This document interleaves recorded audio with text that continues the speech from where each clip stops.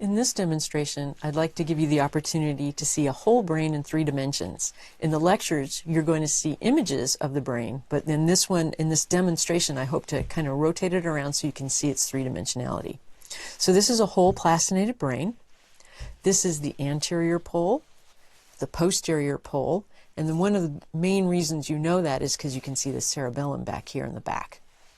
Some of the landmarks that we've talked about in the lecture include the precentral gyrus, which is here, and the postcentral gyrus, which is here. Now, the main thing that divides the two gyri is this central sulcus. The central sulcus is a major landmark, and it's really important because this landmark separates the affective half of your brain, the part where you think and plan, and the sensory half or perceptive part of your brain, which is the posterior half. So the central sulcus starts at the top here along the superior longitudinal fissure or superior sagittal sulcus. You'll hear both names. And it goes all the way down to the lateral sulcus, which is here. And the lateral sulcus separates your temporal lobe from your frontal lobe and your parietal lobe. Now the central sulcus also separates then your frontal lobe from your parietal lobe. So these are the 3 lobes that you can see very easily on the lateral surface of the brain: frontal, parietal, and temporal. You can also see your occipital lobe, which is way back here in the back, and we don't have a real solid landmark for distinguishing a border between the parietal lobe and the occipital lobe. We kind of draw an imaginary line that kind of leads from the extension of the lateral fissure kind of down toward this region in here. There's a very clear landmark on the medial surface of the brain that I'll show you in a minute. So here's the lateral surface: frontal, parietal, occipital, temporal, lateral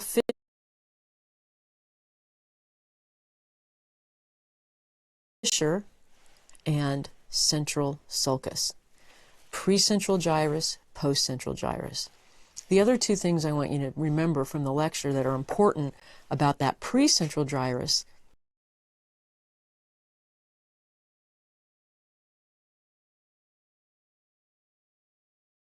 is that's your primary motor cortex. So you think about moving up here, you actually start moving here. These are the neurons that talk to the ones in your brainstem and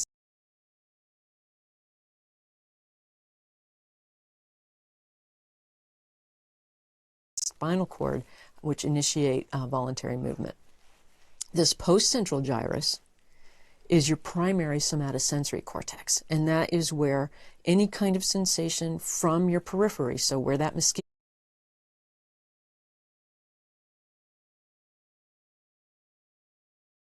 bit you, you know exactly where it is because those neurons project to this sulcus, or this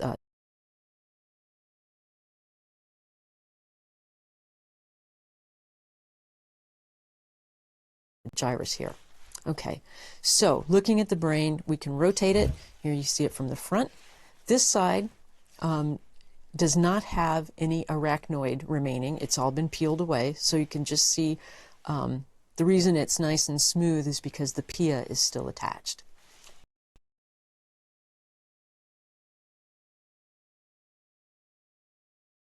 On this side, on the right hemisphere, we still have the arachnoid attached to this side of the brain, and that's why it looks kind of more opaque. There looks like there's a kind of a filmy layer on top, and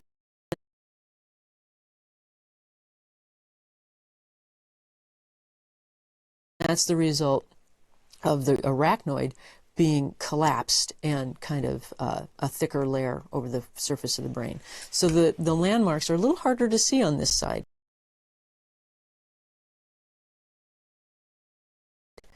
You can still see the lateral fissure, but it's really hard to distinguish that central sulcus. But you still know that this is going to be the frontal lobe, parietal lobe, occipital lobe, and temporal lobe. From the back, you can clearly see the cerebellum. And cerebellum means little brain. And you've got a ton of neurons back here. We'll talk about that in the cerebellum and motor systems lecture, but there are almost as many neurons in here as there are in the whole rest of the brain.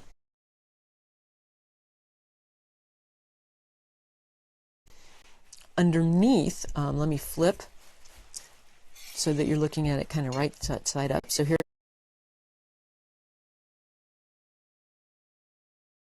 again is our frontal lobe, and here are our temporal lobes.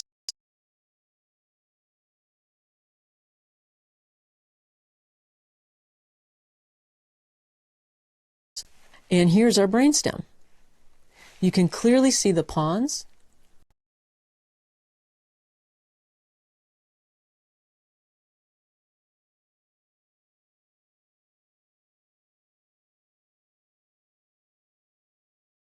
And the medulla. And you can then also see part of the cerebellum. You can see also, we have one big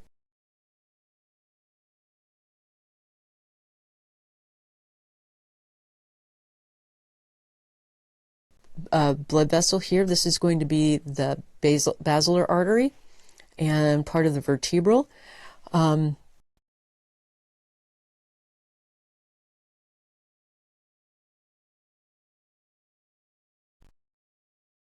It's just one of those horrible facts of life that on plastinated brains, the vasculature doesn't survive very long. It's a kind of fragile, and it often will fall off from years of students using the brains. But we still have a basilar and a vertebral. You can also see our optic nerves here and here coming together to form the optic chiasm. And you can see just a little bit of the olfactory nerves.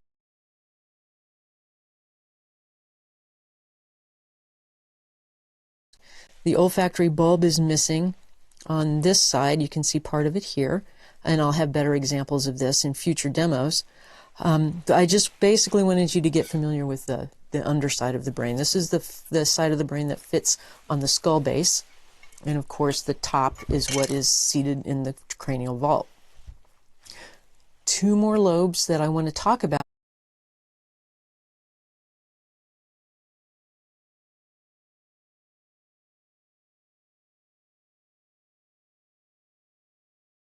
that you can't really see from a whole intact brain. So I'm going to set this to the side and pull up this one.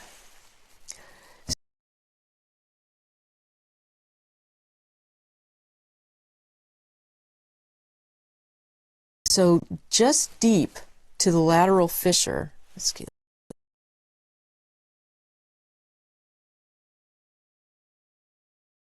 the right side. So the lateral fissure is here. If you open that up, you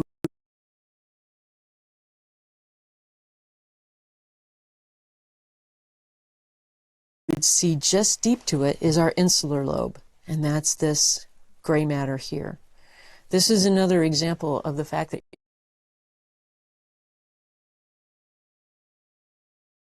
your brain is too big for your body, for your head.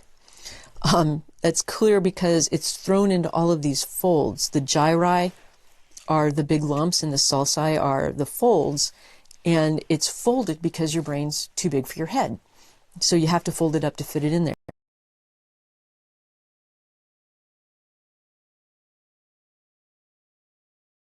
And this is further evidence of that you even fold the folds so that you have the insula buried underneath the rest of the cortex.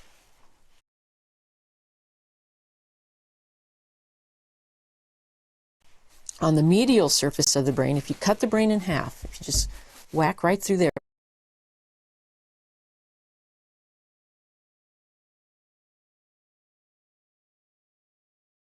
or with a big knife, it's called a brain knife.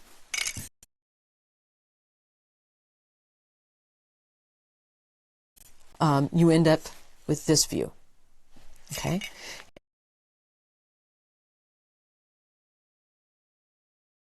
And again, you can see the frontal lobe here, and the parietal lobe.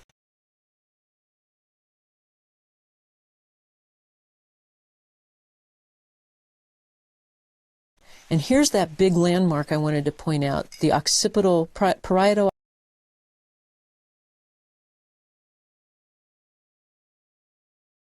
occipital sulcus, which is right here, and that's clearly separates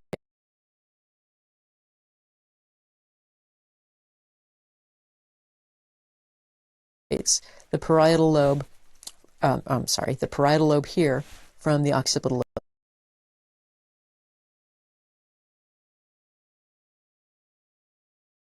lobe here.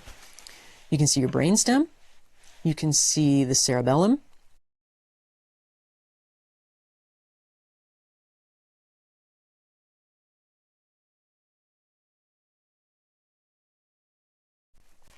and you can see this also, this big band of fibers here, which is really important. This is your corpus callosum. We'll talk more about this in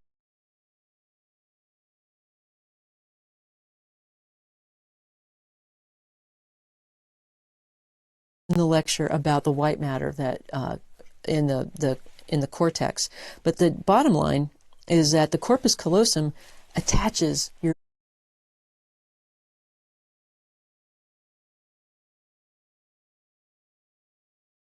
hemispheres together. It is literally how your right hand knows what your left hand is doing. Okay? This area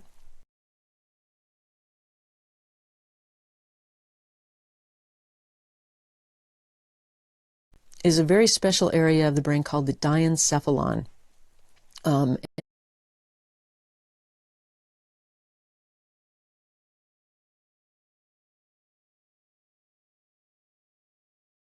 And the diencephalon includes the thalamus and the hypothalamus, and those are very important areas for, the thalamus is a sensory gateway.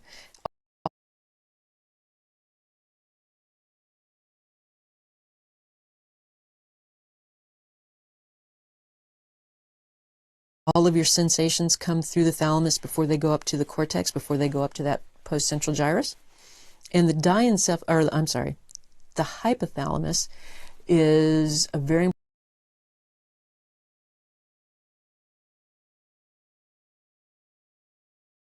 important regulatory center when it comes to metabolism, endocrinology, and basic drives, survival drives, like to get a drink of water or to eat.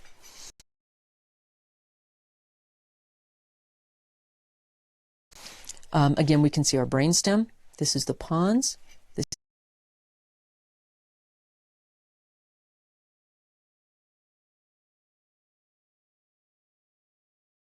is the midbrain, which you can't see from the underneath, but you can see it here, and our medulla. You can see just the edge of the temporal lobe here.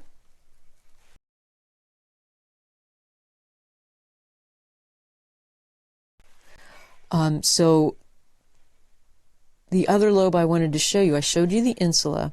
Can't see it on this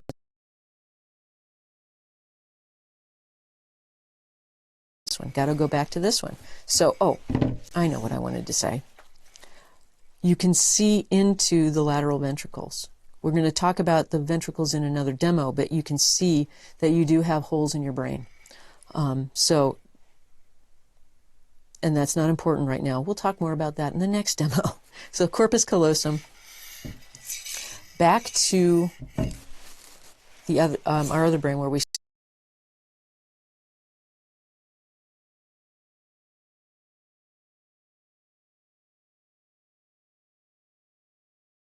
saw our insula.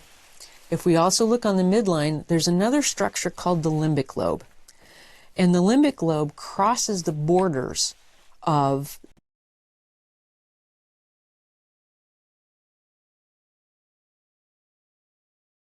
the frontal and the parietal and the occipital, almost the occipital, not quite.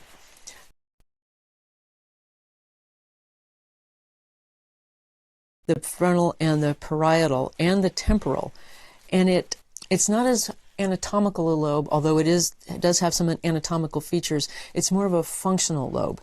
And it follows this gyrus, which is called the cingulate gyrus. and it goes right above, it's right up on top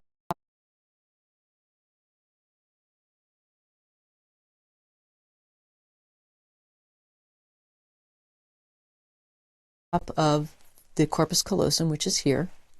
So this cingulate gyrus comes all the way around, so from the frontal lobe into the parietal lobe, and then it dips down, and we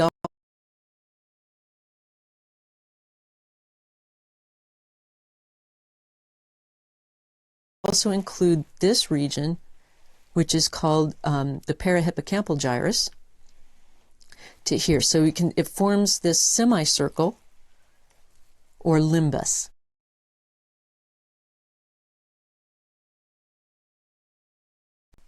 Limbus is, I don't know, Greek or Latin for circle. And so this limbic lobe here is defined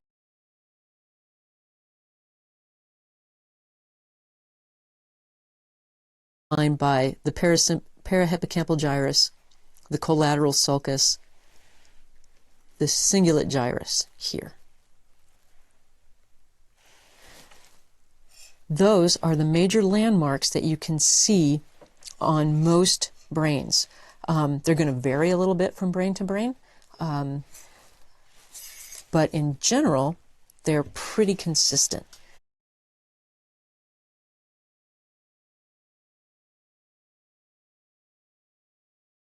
Here's the lateral sulcus again. Here's our central sulcus, or our lateral fissure, central sulcus. On this one,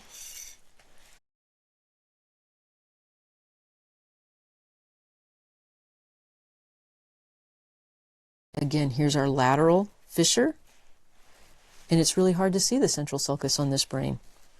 I would hazard a guess and say it's probably this one.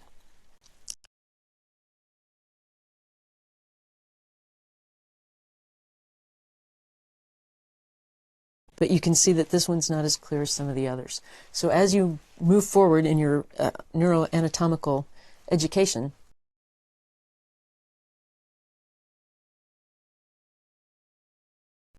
you have to realize that there's going to be some variability. And that concludes